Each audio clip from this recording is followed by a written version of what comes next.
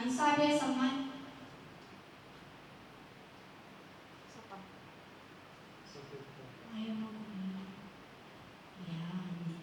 Ang sabi sa Psalm 18:2, "The Lord is my rock, my fortress and my deliverer. My God is my rock, in whom I take refuge. My shield and my horn of my salvation, my stronghold." Kaya, ang sabi, panibagong kalakasan ay kanyang binibigyan, pinapagbabayan. Sabi niya, doon sa Psalm 23. At dahil kayo aking kasama. Ang sabi sa Psalm 18:2, Panginoon, kayo ang aking matibay na bato, kanlungan. At pananggalang kayo ng ang aking tagapagligtas na nag-iingat sa akin. Pag sinabing bato, matibay. Ang sabi nga, di ba may kasabihan nga, para kayo nakasandal sa pader. Para sa atin, matibay na ang pader, pero mas matibay po ang bato. Dahil ang bato, talagang kahit bato mo siya na hindi siya matutubog. Siya ang ating kanlungan. Ang sinasabing rock dito ay ang ating Panginoong Jesus. Siya ang ating kanlungan kahit sa anumang uri. Basta siya ang ating pananggalang, kayo ang ating tagapagligtas at nag-iingat sa ating tagapagligtas natin. Amen. Sa mga stronghold, marami po mga tao na hindi mapagtagumpayan ang kanilang kakaroon ng stronghold. Hindi nila ito magbitaw-bitawan. Bakit? Kasi kulang sa kaalaman. Minsan may mga nagpipreach na kasi maraming sinabi na may mga bulaang propeta na lumalabas. Kaya po tayo, kailangan magbasa tayo ng Bible para maintindihan natin, maunawaan natin kung tama ba ang ating mga naririnig at tama ba ang ating lalakaran. Di po ba ito ay protection natin bilang isang Kristiyano? At ang sabi sa Psalm 91:4, alam niyo po ba, Psalm 91 yun po talaga ang salmo na binigay ni David na para sa protection natin. Pero masyado siyang mahaba, kaya ang nilagay ko lang doon ay Psalm 91:4, He will cover you with His feathers, and under His wings you will find refuge. His faithfulness will be your shield and rampart. Parang sa manok yan, pagka gusto niya proteksyonan ang kanyang mga inakay. Diba? Yan lang niya ng feather. Hindi na kahit sa ulan, kahit sa anumang mga, kasi sa amin may minsan may daga eh. Kaya yung mga manok doon sa amin, pag nakagano na, kailangan may ilaw pa kasi maraming daga na nanginila, kagaya rin sa mga tupa na sinisila ng mga oso, ng mga lobo. Hindi nila kaya protektahan ang sarili nila, kaya kailangan meron po tayo, meron silang mga shepherd. The Lord is my shepherd para sa atin at para kay David, naranasan niya yun sa kanya. Sa ating Panginoon, nang siya ay pinrotektahan kay Saul. Ang sabi sa 1 Samuel, kaya kinuha ni Samuel ang langis at pinahiran niya ang ulo ni David sa harap ng kanyang mga kapatid. Simula ng araw na iyon, napuspos siya ang Espiritu ng Panginoon. Ibig sabihin ng Panginoon ay na kay David nung nilagyan siya ng langis sa noo ni Samuel. Ang proteksyon ng Panginoon dahil sumakanya ang Panginoon at ang Panginoon na si Yahweh ay nawala kay Saul ng time na yun. Diba? Dahil sa ginawa niyang kasalanan. So, yun po, ang sabi doon, yung rod niya, tsaka yung pamalo, tsaka yung angkawin. Minsan kailangan natin kailangan tayong paluin ng Panginoon kasi nagiging matigas din ang ulo natin. Para din naman tayo mga nanay. Diba? Minsan, pag may kasalanan ng anak at talagang paulit-ulit na, minsan nagigigil na rin tayo Panginoon. Pinapalo tayo ng may pagmamahal. At yung rod, ginagamit yun. Pagka may mga tuwang nahuhulog sa butas, o kaya ay naliligaw ng daan, hinihila yun ng pastor. Kagaya rin ang ginagawa sa atin ng ating Panginoon. Pinapabalik niya tayo sa Kanya. Sa Kanya, dahil siya ay shepherd natin. Kailangan tayo paminsan-minsan ay napapalo sa Panginoon dahil minsan, sabi ng nanay ko nung time na sabi niya, ang paalala ay gamot. Sabi niya, gamot daw yun sa mga taong nakakalimot or minsan naliligaw ng landas. Kailangan natin ng meron ding paalala ang Panginoon, pinapaalalahanan tayo. At dapat tayo, sabi walang makakaisnan sa atin sa kamay ng Panginoon. So, ayun po, at ang protection ng mga Israelites at ni Moises noong time na yun, yung pinroteksyon sila umaga at gabi, noong ang ulap, yun ang ginawang proteksyon ng Panginoon, nung nilalagyan niya ng liwanag paggabi, ang ulap at nililiman sila pag mainit. So yun po, talagang mahal tayo ng Panginoon, tayo ay Kanyang kino-comfort, pinoproteksyonan sa lahat ng oras. Kaya po tayo,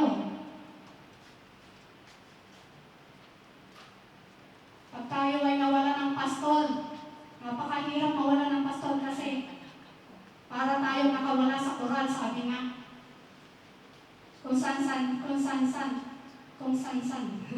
saan-san na lang tayo makakarating at walang magmamahal sa atin, walang mag-aalaga sa atin, walang magpoprotect sa atin, at walang tayo magiging provider. So, ang pangatlo, peacemaker. Ang pangatlo po, peacemaker. Sinasabi natin, shalom, shalom. Peace be with you. Yes, si Yahweh shalom. Ang sabi doon, ano na tayo sa may I prepare the table before you. Ang sabi, I prepare the table before you in the presence of my enemies. So, kasi tinagalog ko rito, pinaghanda niyo ako ng tiging sa harap ng ating mga kaaway. Tama naman po pala. I prepare the table before me in the presence of my enemies. Hindi po ba? At pinahiran niyo ako ng langis, anoint my head with oil, and my cup overflows. At hindi na ubusan, sabi niya.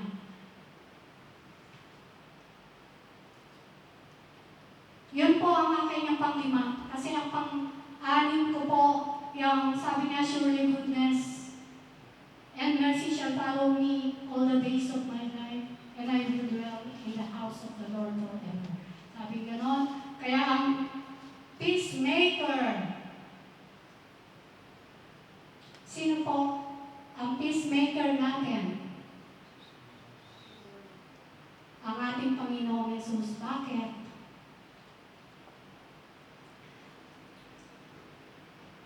Ang sabi sa Matthew, mapalad ang mga taong nagtataguyod ng kapayapaan dahil tatawagin silang anak ng Diyos.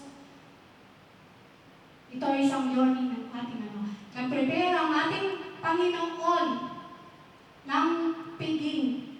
Kasama natin ang ating mga kaaway. Kagaya ng ginawa niya, sa 12 disipulo, nang siya ay naghanda ng piging, na alam na niya na si Judas Iscariote ay magkakaano siya. Ito ba siya ang naging peacemaker? Anong ginawa pa niya doon? Hindi niya ginaway. Si Judas kahit alam na niya, pero ang ginawa niya, binigyan pa niya ng pagkain, yung kanyang bread at yung wine na sinabi. Kaya sabi niya, inabutan niya at yung kanyang sasawsawan ng kanyang at ibibigay yon yun kay Judas Iscariote, kaya alam na niya kung sino magkakadulo sa kanya. At dito rin sa church, ganun din po. Tayo pinaghahanda ng Panginoon kasama ang ating kaaway kasi hindi pare-pareho ang ating ugali. Di po ba? Kaya, pero hindi tayo pinagsasama-sama ng Panginoon para mag-away-away. Kasi siya ang peacemaker natin. Pag tayo ay nakapag-aral ng kanyang salita, malalaman natin kung ano ang tama at mali.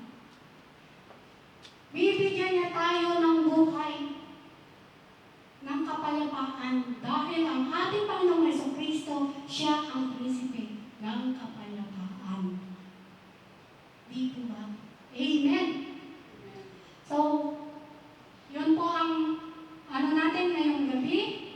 Ang sabi sa Blessed are the peacemakers, for they will be called children of God. Kailangan magbunga tayo. Ang self-control natin, kailangan nandyan lagi. Alam niyo po ba, naranasan kong lahat yan bago ako mapunta dito. Talagang yung ulo ko, mainit ang ulo ko. Kulang ako sa yung hindi ko lang magustuhan. Sabi ko sa iyo, naiyak na ako. Pero ang sabi ni Lord, pagka ito ay ating napagtagumpayan, di ba nakalagay doon surely, goodness and mercy shall follow us. At tayo makakarating sa bahay ng ating Panginoon. Dahil nung time na yun, hindi pa po ako masyadong nagbabasa ng Bible. Yun po ang totoo. Pero nung ginamit ako ng Panginoon, yan, nagmilay-milay ako, unti-unti. Sinasaksak ako ng salita niya. Tuwing ako ay mag-deliver dito ng salita, hindi lang para sa inyo, kung hindi para sa akin din. Na para tayo ay magbago. Ang Psalm 23 ay ang journey natin sa ating buhay as a Christian. Huwag tayong susuko. Huwag tayong magpapadala kung ano man ang nangyayari sa buhay natin dahil meron tayong shepherd sa buhay natin. At yung walang iba kung hindi ang ating Panginoong Jesucristo. Yun po ang ating shepherd na sinasabi ni David dito. Ang naranasan niya ito kay Yahweh. Diba? So, kaya nung time na yon, ang sabi sa James 3:17, but the wisdom that comes from heaven is first of all pure, then peace-loving, considerate, submissive, full of mercy, and good fruit, impartial and sincere. Kailangan kung tunay tayong Kristiyano, tayo ay magmamature na. Hindi na tayo isang lamlang. Kailangan tayo ay maging sheep na. Kailangan na tayo umuyak. Hindi na kailangan tayong maggatas ng maggatas. Kailangan, pag yan ang ginawa natin, nag-mature tayo as a Christian. Magpapagamit tayo sa ating Panginoon. Magbubungan tayo.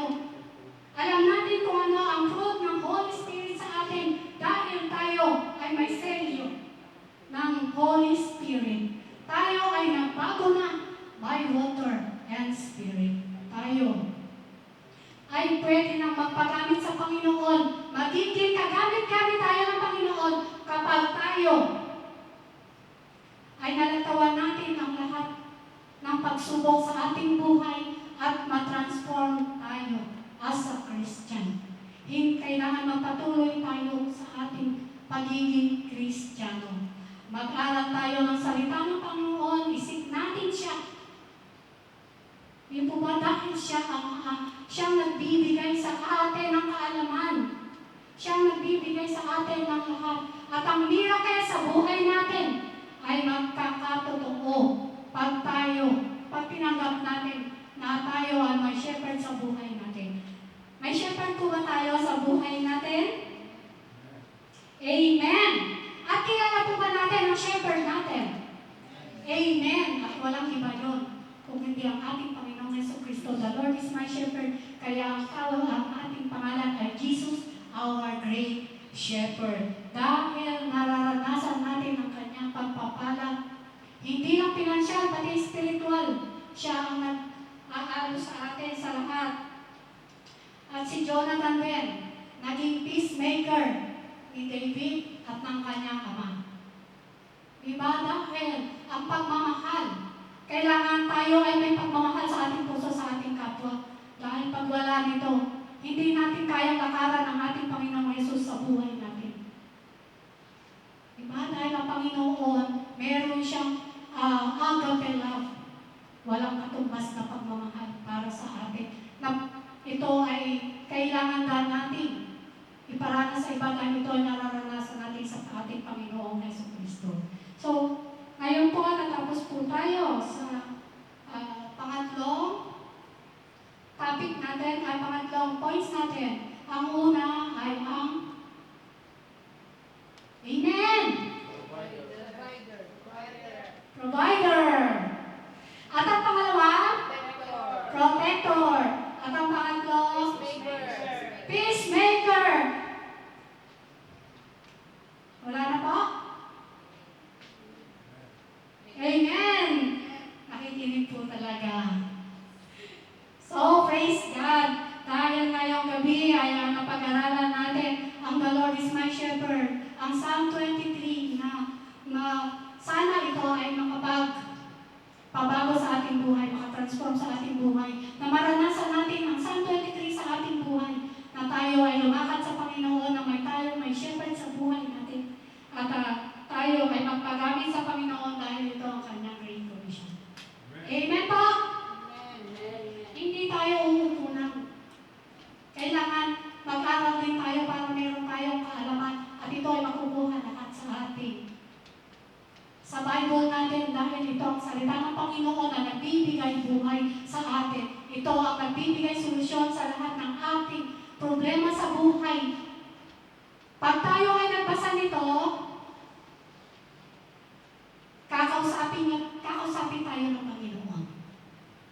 Amen po, magkakaroon tayo ng devotion sa ating buhay. Magkakaroon tayo ng peace of mind. Ang peace lahat nasa ating. Na dati tayo magiging mag-worry sa lahat ng bagay. Ito po, ang Psalm 23 na pinag-aralan natin. Ang subject natin is my shepherd. Ang theme natin is the Lord is my shepherd. At ang 3 points natin ay ang 3 P's. Provider, protector, and peacemaker. Makikita natin yan sa ating Panginoong Yesus Kristo. Di po ba? Amen? Amen. Mga kapatid, natin po ba natin ang presensya ni Lord sa atin ngayon? Ang Holy Spirit po ba ay nangusap sa atin? Meron po ba tayong natutunan na pwedeng makatransform sa buhay natin? Kaya po ba natin lakaran ang pagiging Kristiyano natin? Maging nandito man tayo sa church at nandun man tayo sa labas. Amen. Dahil tayo ay mature Christian, kailangan lumakad tayo at ating isuot ang ating Panginoong Yesus. Dahil tayo ay ginawa niya, kawangis niya. Di po ba? Ang dala ng kaaway, huwag na natin siyang iintindihin. Bakit? Kasi tinatakot lang niya tayo. Dahil siya ay napagtagumpayan na ng ating Panginoon nung siya ay ipinako sa krus at namatay sa Kalbaryo.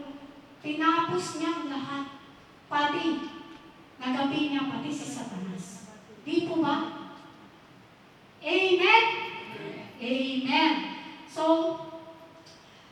ngayon po, nasabi ko na po sa inyo ang 3 points. Ang sabi niya, He is my provider, He is my protector, He is my peacemaker. God has spoken to us today. Through His message, are we willing to receive and practice it? Shall we ignore or obey? Ignore po ba natin? I-ignore po ba natin? Hindi. Kung hindi, ito ay i-obey natin. Lakaran natin. At ang narinig natin ngayong gabi, at i-accept natin si Jesus Christ as our shepherd, is our shepherd. At ang ating conclusion, surely goodness and mercy and loving kindness will follow me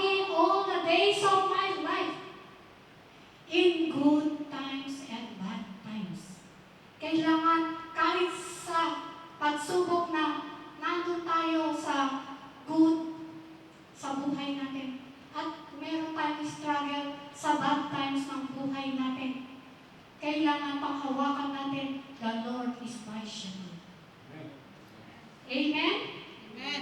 And sabi niya, I will dwell in the house of the Lord forever. May forever tayo kay Lord. Di po ba? Kasi, sinasabi nga sa isang relasyon, wala namang forever. Kahit nga mag-asawa na, walang forever.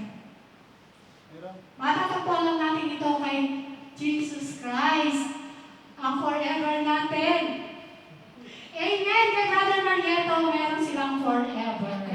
Amen! Yes.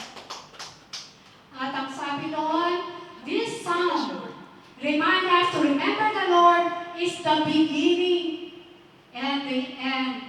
All things to rest in His sovereignty and to have joy in all circumstances. Ang Panginoon ang ating simula at ang ating wakas. Amen? At ang challenge ko sa inyo, kaya ba natin itong lakaran? Sino po ba ang shepherd sa ating buhay? Kaya po ba natin tayo magpatuloy sa ating buhay? Amen? Nakasama natin ang ating shepherd na hindi tayo matatakot. Even the shadow of death. Wala tayong pagkatakot dahil I will fear no evil. Kasama natin ang ating Panginoon. Hindi niya tayo pababayaan. Proprotektahan niya tayo. Ililig niya tayo sa daan na matuwid sa righteousness. At i-restore niya ang ating kaluluwa. He restores our soul. Amen? So ngayon po, ang aking pong pamuli. Pwede po ba, Sister Miles? Ang ating closing na tayo namnamin natin ang presensya ni Lord sa atin. Amen?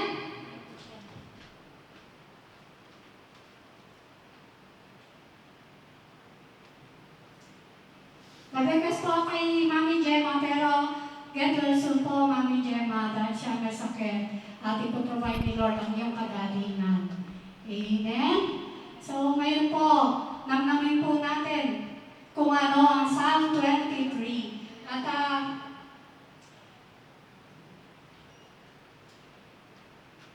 yan.